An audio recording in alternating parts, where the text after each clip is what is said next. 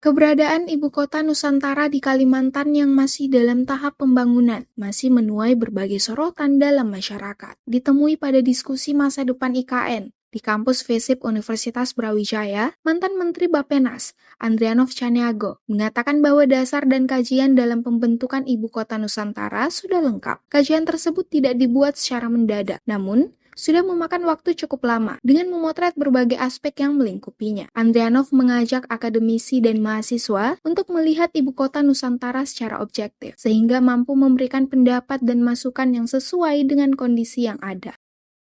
Ini diputuskan atau kebijakan yang dibuat sudah berdasarkan kajian yang lengkap ya, termasuk kajian sejarah lokasi ya.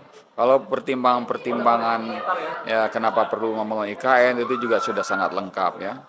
Tidak hanya karena soal pemerataan, tapi juga banyak lagi pertimbangan lain karena memang kita ingin punya kota yang membanggakan, kota yang menjadi contoh kota untuk kualitas hidup ya. Nah, kemudian tentu ya untuk memudahkan ini juga penting, memudahkan menata kota Jakarta ya. Kemudian mencegah, memperlambat alih-alih fungsi lahan di Jawa yang menjadi modal ketahanan pangan kita. Ya karena lahan pertanian yang paling subur itu di Jawa.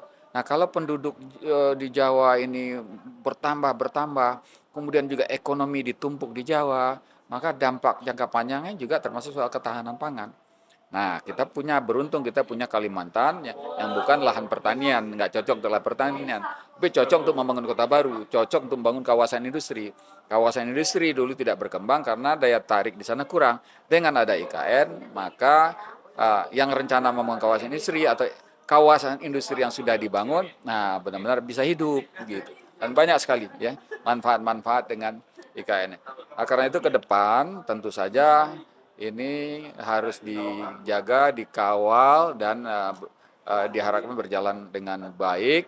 Kemudian penting bagi semua mahasiswa, kalangan akademisi untuk menjaga pandangan-pandangan objektif, ya, mengcounter pandangan-pandangan yang tidak berdasarkan fakta, ya. Tuduhan-tuduhan yang direkayasa karena pertimbangan-pertimbangan sempit, suka tidak suka gitu. Andrianov juga berharap agar pembangunan ibu kota Nusantara tersebut dapat terus berjalan dengan dikawal oleh semua elemen masyarakat, agar proses pembangunan tidak keluar dari koridor yang sudah direncanakan dan terus mendapat perbaikan melalui masukan masyarakat. Dari Malang, Tim Liputan UB TV melaporkan untuk Unhas TV.